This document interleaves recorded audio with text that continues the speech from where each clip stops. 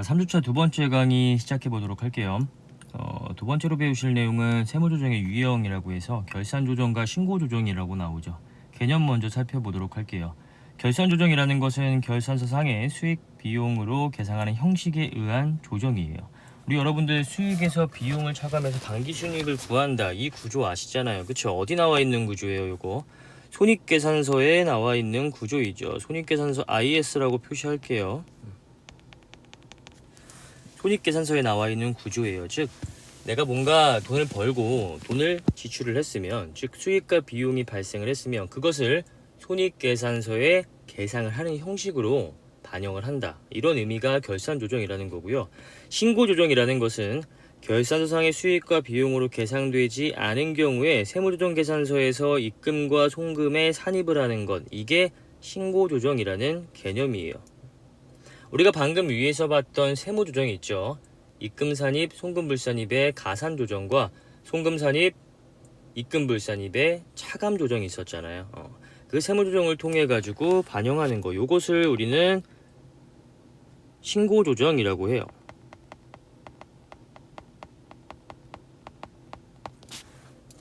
자, 이렇게 해서 우리가 세액계산의 기본이 되는 각 사업연도 소득금액을 구하고 있는 거죠. 내용 조금만 더 깊게 한번 들어가 보도록 할게요. 결산조정사항과 신고조정사항에 대한 정리예요. 일단 요거는 여러분들 이론적으로 정리하실 때 굉장히 중요한 내용이고요.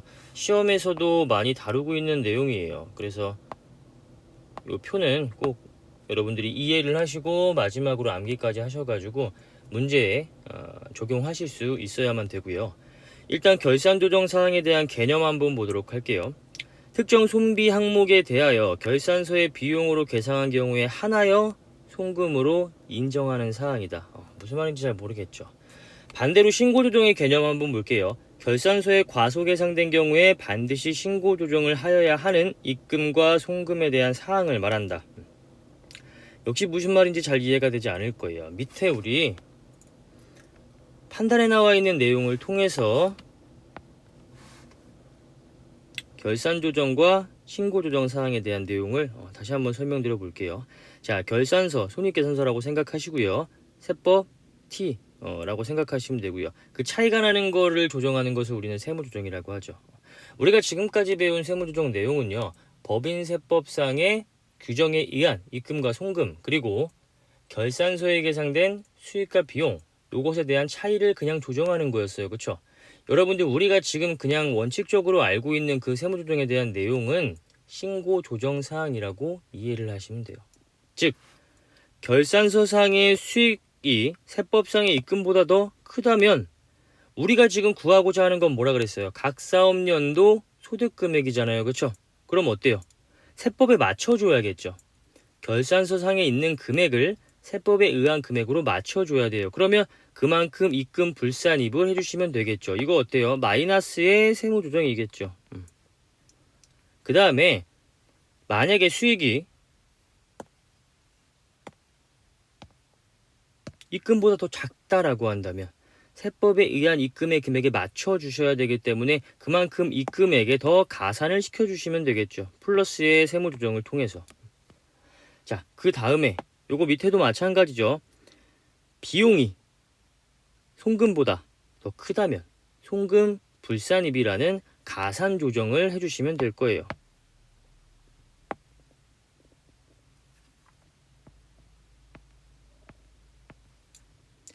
그쵸? 세법에 의한 송금의 금액으로 맞춰주셔야 되기 때문에 비용으로 결산서에 얼마를 계상했던지 간에 세법에 의한 송금의 금액이 더 작으면 그만큼 가산 조정을 통해서 비용을 낮춰주셔야 되는 거겠죠. 여기까지 배운 내용도 똑같아요. 자, 그 다음에 배울 내용도 같아요. 일단 결산서상의 비용이 세법에 의한 송금의 금액보다 더 작다라고 한다면 우리가 지금까지 알고 있는 내용은 뭐였어요? 송금에 맞춰줘야 되기 때문에 마이너스의 세무조정, 송금 산입에 대한 세무조정을 해야 된다. 우리가 여기까지는 알고 있는 내용이잖아요. 이런 식으로, 그렇죠? 여러분들이 지금 세무조정에 대한 기본사항을 배운 내용은 여기까지였어요. 우리가 여러분들 흔히 알고 있는 그냥 이 세무조정이 신고조정사항이다라고 이해를 하시면 돼요. 자, 근데 결산 조정 사항이라는 게 등장을 해요. 그러면 요거는 무슨 의미를 가지고 있는 것이냐? 요런 의미예요. 자, 일단 결산 조정 사항이라는 건 이따가 우리가 또 정리를 하겠지만 추정 경비의 성격들이 결산 조정 사항인 거예요. 즉, 결산 조정 사항의 특징은 결산서의 비용으로 계상한 경우에 한해서만 송금도 1을 인정하겠다라는 거예요. 결산서에 100이라는 비용을 우리가 계상을 했어요. 세법상 인정되는 송금의 금액도 100원이라고 해볼게요. 그러면 별도의 세무 조정 없이 비용의 100이라는 금액이 반영되었기 때문에 우리는 이대로 각 사업연도 소득 금액을 계산하시면 돼요. 자, 여기에서 우리 비용을 100만큼 반영을 했어요. 그럼 어때요? 세법에서도 비용을 100만큼 인정하기 때문에 별도의 조정을 하실 필요가 없겠죠. 그러면 이 비용 100이라는 금액만 거래만 있었다라고 가정을 한다면 각 사업연도 소득 금액은 마이너스 100 이렇게 나오게 되겠죠. 자, 근데 만약에 세법에 의해서 송금으로 인정되는 금액이 이번에는 100이 아니라 120이라고 해볼게요. 자, 이러한 경우에는 어때요? 이게 일반적인 신고 조정 사항이라고 한다면 세법상 인정되는 송금의 금액이 더 크기 때문에 우리가 배운 세무 조정은 뭐예요? 세법에 의한 금액으로 맞춰주는 거잖아요. 그러면 결산서에 마이너스 100이라는 금액이 들어가 있고 세법상 인정되는 금액은 마이너스 120이기 때문에 마이너스 20이라는 세무 조정이 원래는 들어가야 되잖아요. 그렇죠? 근데 만약에 이 비용이 결산 조정 사항의 성격이다라고 한다면 이 지출이 결산 조정 사항의 성격이다라고 한다면 송금 산입이라는 세무 조정은 하지 않아요. 왜? 원래 배운 대로라면 마이너스 20이라는 차감 조정 해줘야 되는 거 아닙니까? 하지 않아요. 왜냐하면 결산 조정 사항의 특징은 결산서에 계상된 것에 한해서만 송금으로 인정을 하겠다라는 거예요. 즉 결산서에 100만큼만 우리 지금 계상을 했잖아요. 그러면 세법상 송금의 금액이 120이라고 할지라도 세법상으로는 100만큼만 인정을 하겠다라는 거예요. 이게 결산 조정 사항이라는 거예요. 우리 방금 예로 든 거에서 만약에 세법상 인정되는 금액이 120이야. 그렇다고 하더라도 여기에 20이라는 차감 조정을 통해서 120 이렇게 반영하지 않는다라는 거예요. 이게 결산 조정 사항의 특징이에요. 결산서에 계상된 비용의 금액까지만 세법상도 인정된다. 세법상 송금의 금액이 아무리 더 크다고 할지라도 결산서에 계상된 금액까지만 세법은 인정을 하겠다. 즉 세법상의 120이라는 차감 조정의 금액이 나온다. 차감 조정 금액이 아니죠. 세법상 120이라는 송금의 금액이 나온다. 너가 120만큼 이 마이너스로 인정을 받으려면 결산서에도 100이 아니라 120이라는 금액을 적어서 결산을 해라. 이런 의미예요. 조금은 개념이 여러분들 어렵게 다가오실 것 같긴 해요. 한번 천천히 정리를 해볼게요. 자, 결산 조정 사항이란 특정 손비 항목에 대해서 결산서의 비용으로 계상한 경우에 한해서 세법도 이를 인정하겠다라는 거죠. 즉 과소계상된 경우에 신고 조정에 의해서 송금 산입할 수 없는 송금 항목이다라는 거예요. 그렇죠? 우리가 방금 봤듯이 결산서에 100이라는 금액만큼이 비용으로 계상이 되어 있다라고 한다면 세법상 송금의 금액이 120이라고 할지라도 세법에서는 100만큼만 인정을 하겠다. 즉 추가적인 마이너스 20이라는 송금 산입 세무 조정은 하지 않겠다. 이게 결산 조정 사항이에요. 자, 그 대상 한번 볼게요. 외부 거래 없이 내부적 의사결정에 따라서 손비의 크기가 결정되는 항목. 대부분이 추정경비예요. 추정경비라는 건 뭐예요, 여러분들? 예를 들어서 어떤 충당금 같은 거 있잖아요. 이거 실제로 돈이 지출이 돼요? 그렇지 않죠. 감가상각비, 감가상각 충당금, 그리고 대손상각비, 대손 충당금, 퇴직급여 충당금, 이런 충당금 같은 것들은 실제로 경비가 지출되는 성격이 아니에요. 예를 들어가지고 우리 접대비, 기부금 이런 건 뭐예요? 실제로 내가 돈이 지출이 되는 성격이잖아요. 하지만 감가상각비는 돈이 지출되는 게 아니죠. 자산을 계상해 놓은 다음에 그 자산이 경제적 효용을 제공하는 기간 동안에 걸쳐서 상각을 하는 것뿐이잖아요. 그렇죠? 실제로 돈이 나가요? 그렇지 않죠. 대손충당금도 마찬가지예요. 그렇죠? 대손충당금도 장래의 미래에 일어날 그 대손금을 현재 시점에서 미리 잡아놓는 거잖아요. 보수적인 성격으로. 이것도 뭐예요? 실제 내가 그만큼 돈이 나갔어요 지금? 아니죠. 실제 지출된 게 아니란 말이에요.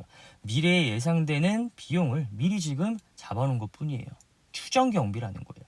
퇴직금도 마찬가지죠. 지금 실제로 우리 직원이 퇴사하면 지급해야 되는 퇴직금 있잖아요. 이것을 어때요? 미래에 예상되는 비용을 현재 시점에 미리 잡아놓는다. 이런 개념이잖아요. 실제로 지금 나갔어요? 안 나갔어요.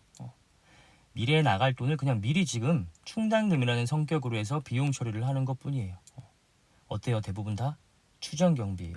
결산조정사항의 대부분의 항목들은 실제로 돈이 지출되는 것이 아니라 이렇게 추정을 통해 가지고 비용 처리를 하는 것들, 이런 것들을 결산조정사항 항목에 넣어놓고 있어요.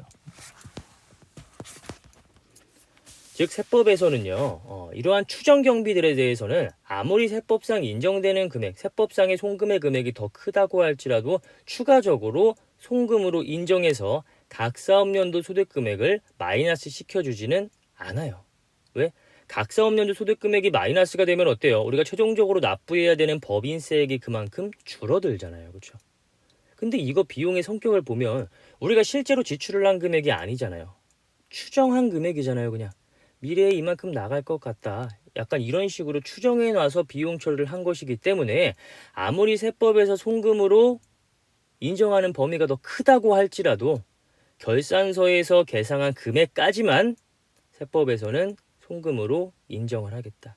그보다 더 많은 금액을 송금 산입함으로써 각 사업연도 소득금액을 줄여주지는 않겠다. 아시겠죠? 왜? 실제로 지출된 금액이 아니기 때문에. 추가적으로 우리가 이걸 송금 산입해가지고 너 세금 깎아줄 이유는 없다라는 거예요. 네가 세금을 더 적게 내고 싶으면 세법에서 허용하고 있는 금액까지 전부 다 손익계산서에 반영을 해라라는 거죠. 이게 왜 있냐 하면 여러분들 손익계산서 중에 재무상태표는 있잖아요. 수익을 더 많이 보고하고 싶어 할 거예요. 왜? 재무상태표는요. 왜 작성해요? 외부 정보 이용자들한테 유용한 정보를 제공해주기 위해서 작성하는 거잖아요. 그러면 어떻게 제공해주고 싶어요? 보다 우리 회사는 잘났다. 우리 회사 수익 많이 나고 있다. 당기순이익 높다.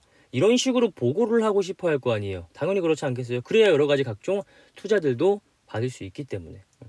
하지만 법인세법은 어때요? 법인세법은 누구한테 보고하기 위한, 보여주기 위한 이러한 용도로 작성되는 게 아니에요. 뭐예요? 내가 얼마만큼의 세금을 납부할지를 결정하기 위해서, 그래서 작성되는 거잖아요. 목적이 다르잖아요. 그러면 법인세법상의 각 사업연도 소득은 그만큼 더 작게 작성하고 싶을 거예요. 당기순이익은 보여줘야 되는 거니까 더 높게 작성하고 싶고. 근데 이러한 추정 경비들을요, 만약에 결산조정이라는 사항 없이 그냥 신고조정으로서 다 인정을 해버리겠다라고 한다면 당기순이익에는 반영을 아예 안 시켜놔요. 감가상각비, 대손충당금, 퇴직급여 충당금 발생이 된다고 하더라도 그것과 관련된 비용들을 손익계산서 등에 반영을 시키지 않아요. 그리고 그렇게 되면 당기순이익은 당연히 높을 수밖에 없겠죠. 이걸 이렇게 반영을 시키지 않다 보면 당기순이익은 당연히 높은 금액이 되겠죠. 여기에 감가상각비나 대손충당금이나 퇴직급여 충당금을 반영을 하지 않으면 당연히 당기순이익은 높아요. 그렇죠? 그리고 나서 이것을 차감조정의 형태로 여기서 마이너스를 다 해버리겠다라고 한다면 얘는 높게 보고되고 각 사업연도 소득금액은 그만큼 줄어들고, 그러면 여기에다가 누가 추정경비에 대한 비용 처리를 하겠습니까? 당연히 아무도 안 하지 않겠어요? 감가상각비, 대손충당금, 퇴직급여 충당금 여기에 반영을 하면요 그만큼 당기순이익이 낮게 보고돼요. 그러면 외부정보 이용자들한테 우리 회사는 그만큼 당기순이익이 낮은 회사입니다라고 보고할 수밖에 없는 거예요. 그렇죠? 만약에 결산조정 사항이 없으면 이런 일들이 이루어진다는 거죠. 이런 것들이 여기에 반영될 수가 없을 것이고, 그러면 당기순이익은 높게, 각 사업연도 소득금액은 차감조정을 통해서 낮게 보고가 될 것이다. 이런 것들을 방지하기 위해서 이제 결산조정 사항이라는 게 있는 거고요. 결산조정 사항은 뭐예요? 결산서에 계상한 비용까지만 세법도 인정하겠다. 즉 너가 세금을 줄이고 싶으면 여기서부터 미리 조정을 해라. 추정경비들은. 여기서부터 비용팩 이런 식으로 반영을 해서 각 사업연도 소득금액 마이너스 100 이렇게 해야지 이건 안 된다라는 거죠. 비용을 계상하지 않고 차감 조정에다가 마이너스 100 이렇게 반영해가지고 각 사업연도 소득금액 마이너스 100 이런 식으로의 조정은 안 된다라는 거예요. 추정경비라는 성격 때문에 실제로 돈이 지출된 거야. 어쨌든 세금을 계산할 때나 뭘 계산할 때나 마찬가지겠죠. 근데 그게 아니라 추정경비, 실제로 돈이 지출되지 않은 이러한 경비들은 방금 제가 설명드린 이러한 꼼수가 일어날 수 있다라는 거예요. 그래서 그런 것들을 방지하기 위해서는 결산조정사항이라는 제도가 있다. 이 정도로만 이해를 하시면 될 것 같아요. 자, 그리고 대부분이 추정경비고요. 신고조정사항은 대부분이 이제 실제 지출경비예요. 차이점을 생각하시면 돼요.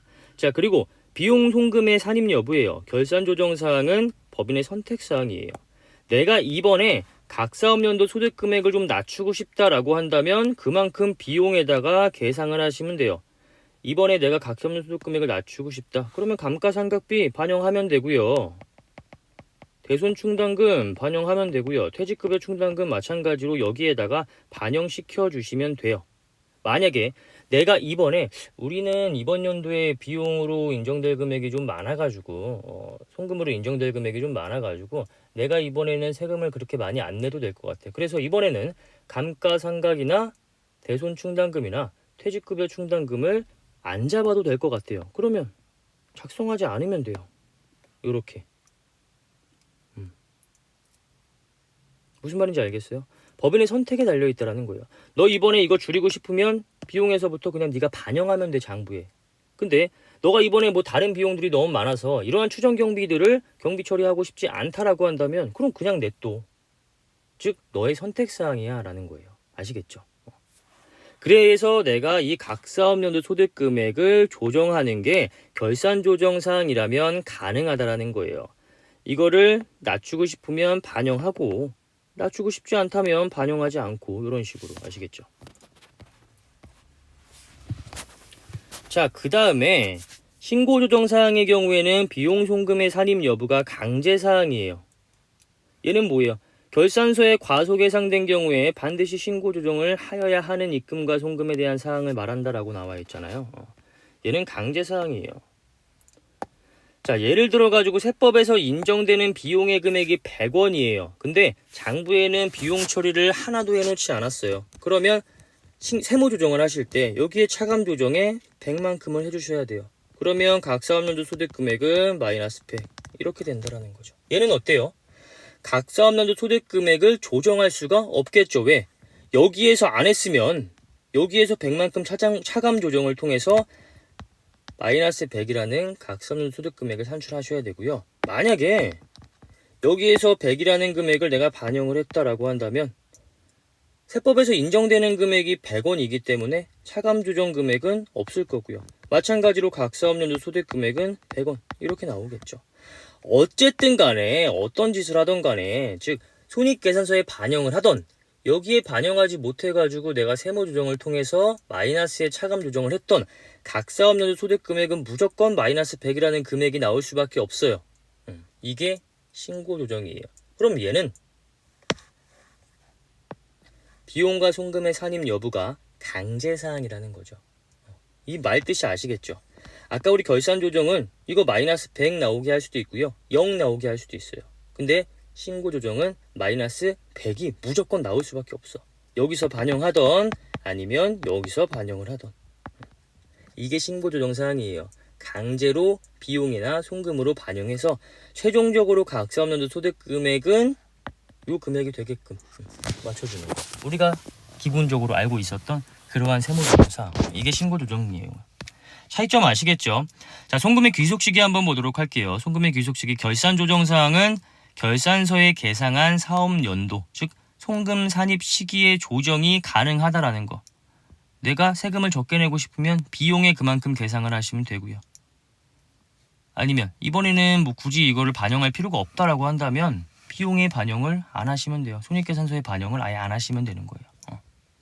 그 다음에 신고조정사항의 송금의 귀속 시기는 세법상에 규정된 사업연도예요.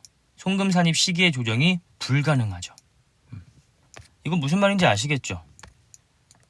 송금 산입 시기에 조정이 불가능해요. 얘는 무조건 세법에 의한 금액에 맞춰야 돼요. 장부에서 비용이 100이다. 세법에서 인정되는 비용의 금액이 120이다 라고 한다면 얘는 무조건 120에 맞춰 주어야 된다라는 거예요. 그럼 어때요? 마이너스 20이라는 송금산입 세무조정이 나오게 되겠죠. 즉 신고조정사항은 무조건 세법에 의한 금액에 맞춰줘야 되기 때문에 어때요? 이 세법에 의한 금액과 그 다음에 세법에서 비용으로 인정하는 시기, 이거에 따라서 세법에서 인정되는 금액이 나오게 되는 거잖아요. 무조건 요거에 맞춰줘야 되기 때문에 송금 산입 시기의 조정이 불가능해요. 세법에 규정된 내용대로 그대로 해야 된다라는 거예요. 자, 만약에 단기에 비용 처리를 하지 못했어요. 그러면 결산 조정 사항의 경우에는 세무 조정이 당연히 불가능하다라고 했었죠. 왜? 결산서의 비용으로 계상한 경우에 한해서 우리도 송금으로 인정하는 거니까 결산서의 비용으로 계상을 하지 못했다. 이게 0원이다 라고 한다면 어때요? 세법상 인정되는 송금의 금액은 당연히 없어야죠. 결산서에 계상한 경우에 한해서 인정하니까 결산서에 계상한 금액이 없으면 세법상 인정되는 금액도 당연히 없겠죠. 자, 그러면 차기 이후에 경정청구라는 것을 할 수 있느냐? 아니, 경정청구는 불가능해요. 차기 이후에 결산서에 비용으로 그냥 계상하시면 되는 거예요. 아, 여러분들 경정청구와 수정신고에 대한 개념은 아시나요? 이거 모르실까봐 이거는 뭐 법인세법에 대한 내용은 아니고 국회에 나오는 내용인데 잠깐 정리해 드릴게요. 여기다 정리하는 게 낫겠다. 이 앞에다가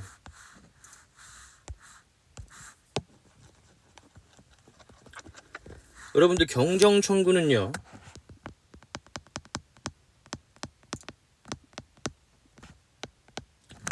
내가 기존에 이제 신고를 했던 게 조금 더 많이 신고가 된 거예요. 과다 신고 납부.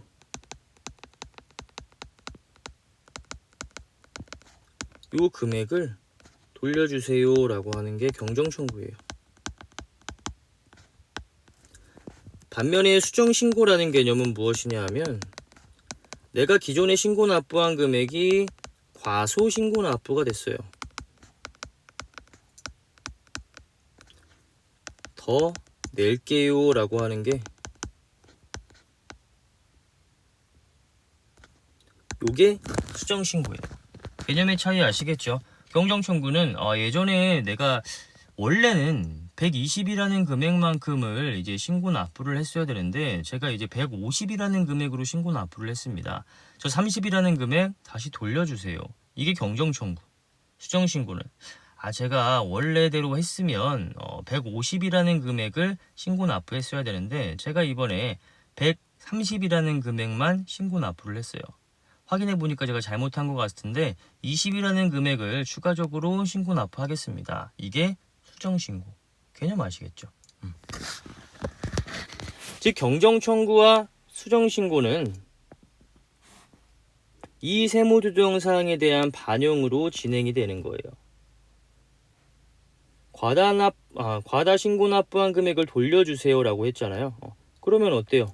여기에다가 차감 조정을 통해 가지고 각 사업연도 소득 금액을 다시 작성을 해주시면 되는 거겠죠. 경정청구. 수정신고 같은 경우에 내가 더 낼게요 라고 했잖아요. 그러면 여기에서 가산 조정을 통해 가지고 다시 각 사업연도 소득 금액을 작성을 해주시면 되는 거예요. 아시겠죠? 이거 수익과 비용을 건드리면 안 되나요? 안 돼요. 여러분들 재무제표는요, 한번 작성돼가지고 여기 이제 신고가 되면 더 이상 재무제표는 건드릴 수가 없는 거예요. 여러분들 함부로 재무제표를 다시 작성한다 이런 개념은 있을 수가 없어요. 예전에 신고된 게 뭔가 잘못되었다라고 한다면 세무조정 사항 있죠. 플러스 마이너스. 요걸 가지고 더 납부하든지 덜 납부하든지, 즉 요걸 가지고 각 사업연도 소득 금액을 조정하시는 거고요. 미리 제출된 재무제표는 수정을 할 수가 없는 거예요. 경정청구와 수정신고에 대한 개념을 이해하시고요. 그 다음에 이런 식으로 나중에 조정을 해서 가산 조정해서 더 내거나 차감 조정을 통해서 돌려주세요라고 이렇게 이제 청구를 하게 된다. 이 정도의 개념만 이해를 하시면 되고요. 여기서 말하는 경정 청구가 불가능하다라고 하는 건 어때요? 우리 결산 조정 사항 같은 경우에는 어디에서 이루어지는 사항이에요? 여기에서 이루어지는 사항이잖아요. 요 단계에서. 그쵸? 그렇기 때문에 결산 조정 사항은 요거를 건드릴 수는 없어요. 무슨 말인지 아시겠죠? 결산 조정 사항은 여기서 이루어지는 사항이기 때문에 밑에 경정 청구, 부정 신고 뭐 이런 사항이 있을 수가 없는 거예요. 그래서 차기 이후에 경정 청구 불가능하고요. 차기 이후에 내가 이것을 비용 처리를 받고 싶다라고 한다면 그냥 손익계산서에 비용으로 넣어주시면 되는 거예요. 자, 반면에 신고 조정 사항이라고 한다면 단기에 비용 처리를 못했다라고 할지라도 세법상 송금의 금액까지는 추가적으로 송금 산입이라는 세무 조정을 해주셔야 되는 거겠죠. 자, 차기 이후에 단기에 세무 조정을 못했을 경우 차기 이후에 경정 청구를 하시면 돼요. 이번에 내가 세무 조정을 못했다라고 한다면 경정 청구를 통해 가지고 저 원래 여기에서 차감 조정 100만큼을 했어야 되는데 요거를 제가 신고할 때 미처 반영을 못했어요. 그래서 제가 그만큼 세금을 더 내게 됐는데 이거 제가 지금 보니까 요만큼을 세금을 제가 더 적게 냈어야 됐네요. 이만큼 돌려주세요. 라고 해서 어디에 조정을 해? 차감 조정에서 조정을 한 다음에 각 사업연도 소득 금액을 100원만큼 그만큼 낮게 신고를 함으로써 내가 납부해야 되는 세액이 그만큼 적어지게 되는 이러한 경정 청구라는 걸 진행하면 된다라는 거예요. 자, 결산 조정 사항은 이 밑에서 건드릴 수가 없는 거기 때문에 위에서만 요걸 통해서만 할 수가 있는 거고요. 자, 내용은 어느 정도 이해하셨을 거라고 생각을 합니다. 이해 안 되시면 반복해서 잘 들어보세요. 여러분들 이거 혹시나 오해하실까봐 말씀드리는데 이 신고조정 사항은요 여기에만 국한되는 게 아니라 이게 다 신고조정 사항인 거예요. 결산조정 사항은 요게 이제 결산조정 사항이라는 설명이고요. 무슨 말인지 아시겠죠?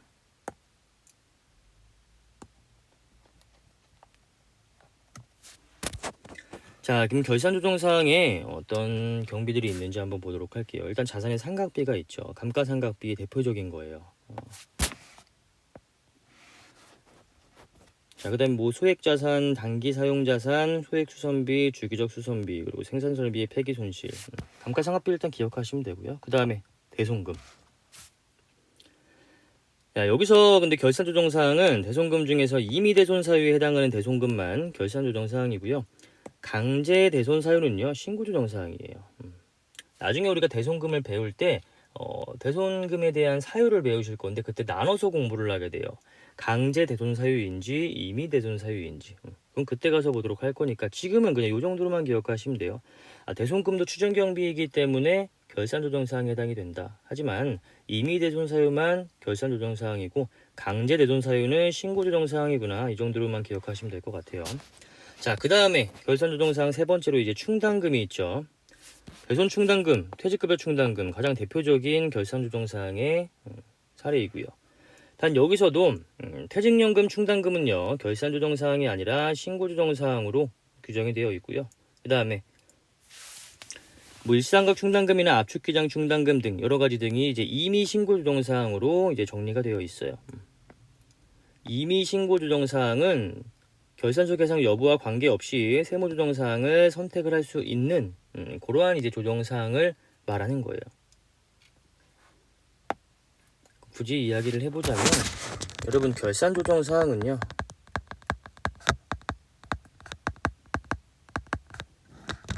비용이 100으로 계상된 경우에만 세법상도 인정을 한다라는 거죠. 자, 이러한 경우에 만약에 결산조정사항이라고 한다면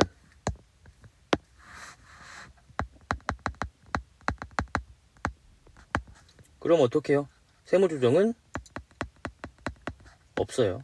TA는 세무조정이라는 약자예요. 만약에 강제 신고조정 사항이다. 이게 일반적인 신고조정이라고 생각하시면 되고요. 그러면 세무조정은 송금 산입해줘야죠. 얼마만큼? 20만큼. 당기순이익의 마이너스의 역할을 하게 되겠죠. 임의 신고조정 사항이라고 한다면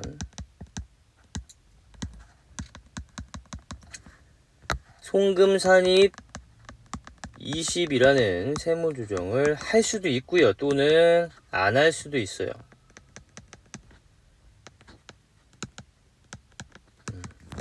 이런 식으로. 뭐 이해는 가시겠죠. 얘네들은요 조금 이제 특별한 그런 특징이 있기 때문에 얘네들은 임의 신고 조정 사항이라고 해서 반드시 신고 조정해야 되는 건 아니고요. 선택에 의해서 신고 조정을 할 수 있게 그렇게 이제 규정을 해 놓은 거예요. 요거는 관련 챕터 가서 공부하시는 게 제일 이해가 빠르실 거기 때문에 지금 여기에서는 요 정도의 개념만 설명을 드리도록 할게요. 자, 그 다음에 각종 뭐 준비금이나 평가 손실이나 여러분들 아까 제가 결산 조정 사항에 대한 특징은 뭐라 그랬어요? 추정 경비. 실제로 결산서에는 비용으로 계상할 수 있지만 실제로 돈이 지출된 그러한 애들은 아니다. 이렇게 설명드렸죠. 어때요?